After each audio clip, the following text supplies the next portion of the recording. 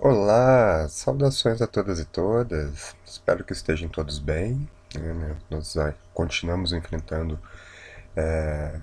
uma fase difícil, né, da história da humanidade e aqui no Brasil em especial. A gente sabe que as situações regionais, né, também são muito difíceis. Na nossa quarta aula, né, nós vamos estar então conversando um pouco sobre como que a gente pode estar fazendo nossos estudos comparativos, né? Na aula anterior ali no Moodle, vocês tiveram acesso a 3 livros de cartografia temática, que são de 3 professores, e eles abordam o tema de uma forma diferente. Qual é a ideia? Né? A ideia não é que vocês façam uma leitura no sentido de querer decorar, né, o que está sendo ali tratado, mas que vocês tenham uma visão, né, vocês possam estar percebendo que a cartografia temática é complexa, né, é um conjunto de técnicas que foram sendo desenvolvidas e que muitas delas cada vez mais são menos utilizadas em função dessa modernização da linguagem cartográfica quando a gente teve essa transição aí para a cartografia digital, né? Então eu vou estar orientando vocês hoje, né, através dessa nossa videoaula, para a gente estar aprendendo a fazer uma leitura comparativa. O que é a ideia central, né, da nossa aula hoje, das nossas atividades que vão vir à frente?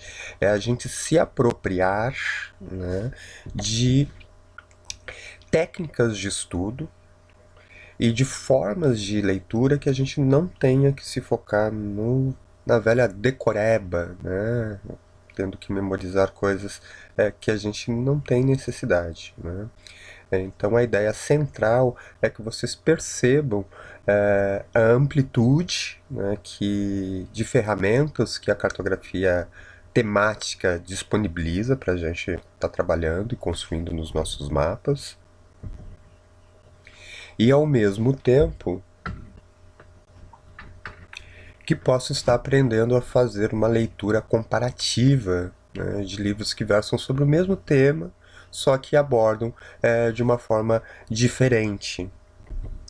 Por exemplo, o professor Marcelo Martinelli, né, que é um livro clássico, ele é muito citado, muito utilizado nas disciplinas de cartografia, é um geógrafo e dá um enfoque, né, mais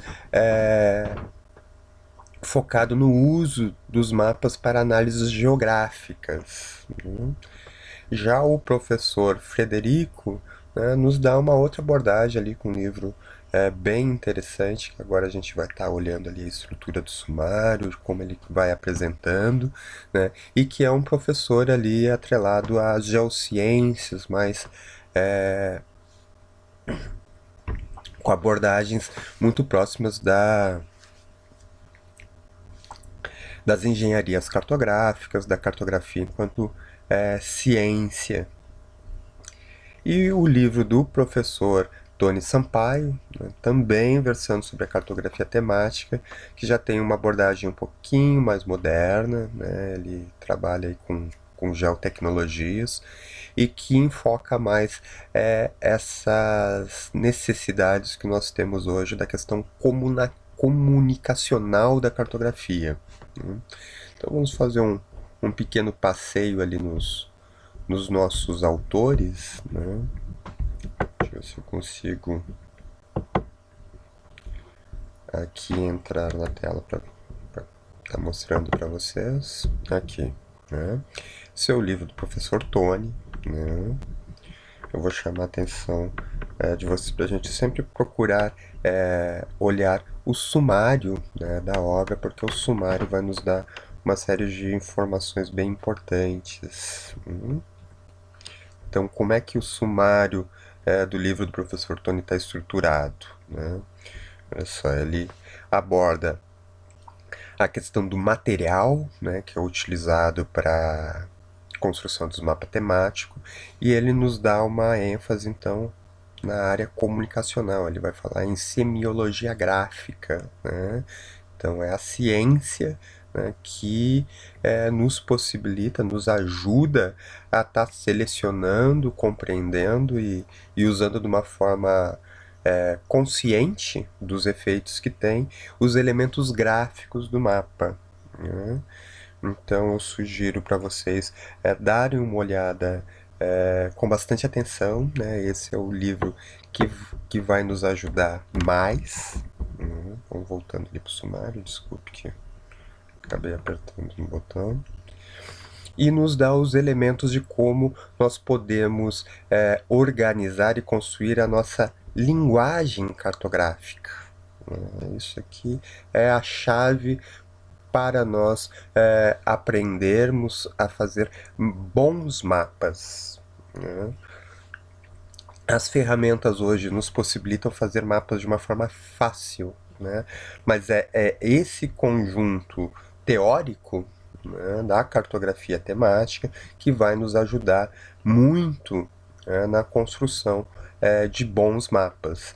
Então o professor nos traz uma série de elementos, né, que é importante vocês estarem vendo, lendo, né, para estar então sabendo utilizar na hora de construir os nossos mapas.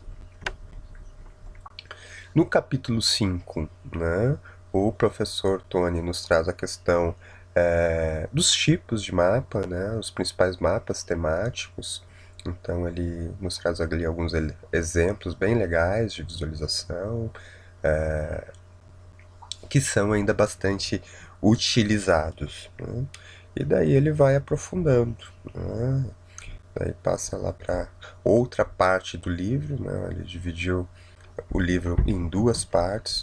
É importante a gente estar observando, né, como o livro está dividido: a produção dos mapas temáticos, que tem, né, seis tópicos, né, 6 capítulos, e depois ele passa para a produção de gráficos, né, que também é interessante, né, a gente olhar como é que esses gráficos podem ser utilizados, mas o cerne, né, da nossa atenção de leitura e estudo da turma é essa primeira parte, tá, que principalmente na questão da linguagem gráfica, né, que a gente vai se atentar, tá?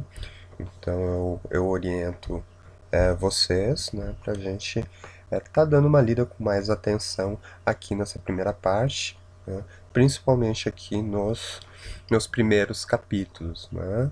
Aqui no capítulo 3, né, ele dá uma noção bem geral, né, ali a partir do conceito de informação, e vai trabalhar algumas coisas que a gente já teve conversando nas aulas anteriores, né, mas no capítulo 4 para nós é o mais interessante, né, porque nos capacita, né, a estar utilizando esses elementos todos, né, o tamanho da fonte, né, o size, as cores, né, os jogos de cores, questão de texturas, as orientações, então uma série de elementos ali que são importantes a gente ter um domínio.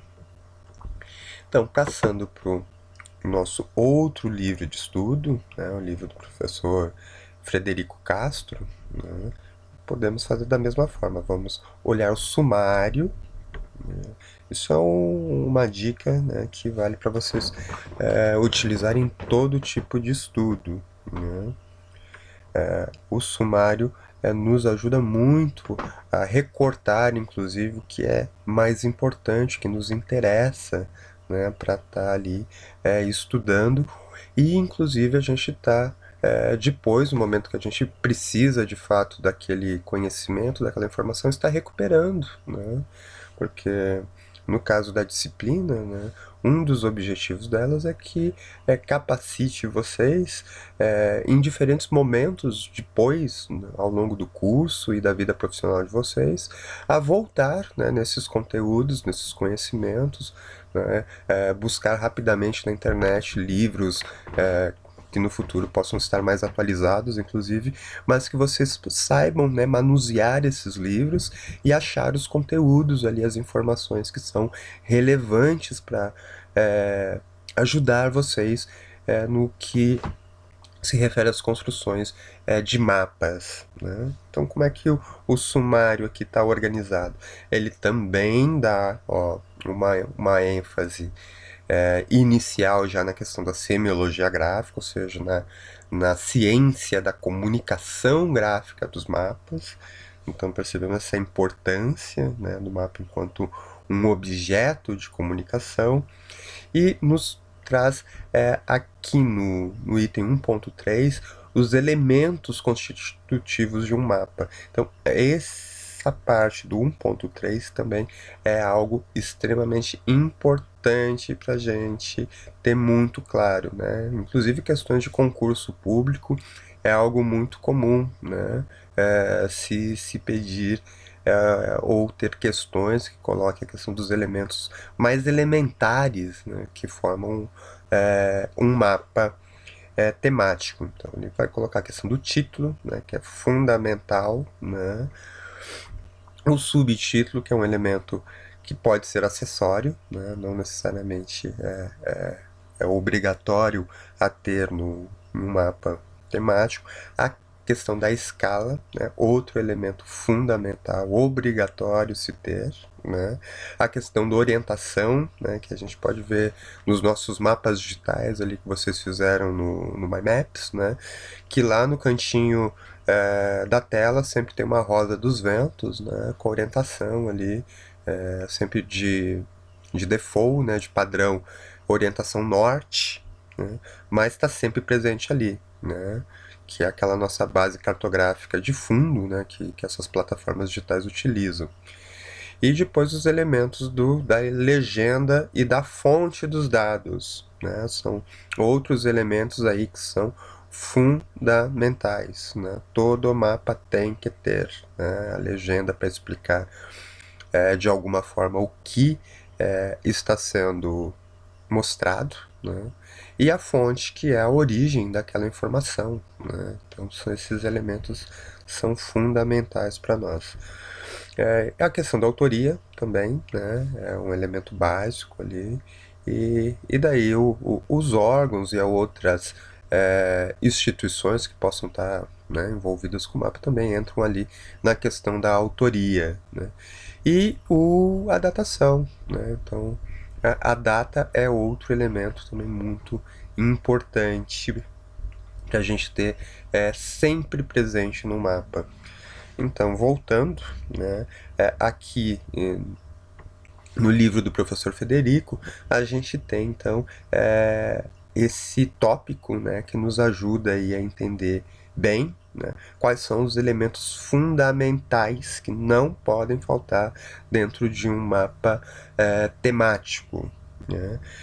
Outra parte interessante do livro, daí eu deixo para critério de vocês, né, se vocês querem estar estudando, aprofundando, é a questão dos exercícios, né? Ele é um livro prático, né? Então, para quem gostou de cartografia, quer aprofundar, né, aqui fica para vocês aí uma série de exercícios bem legais, né, que vocês podem estar fazendo ou experimentando, né, essas atividades propostas. Não é nada obrigatório, mas eu deixo aqui como, né, um olhar complementar.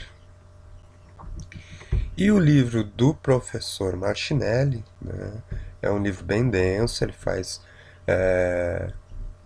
todo um apanhado ali de fundamentação teórica no início, e ele nos dá o que? Ele nos dá umas ênfases interessantes na questão dos dados e da base cartográfica.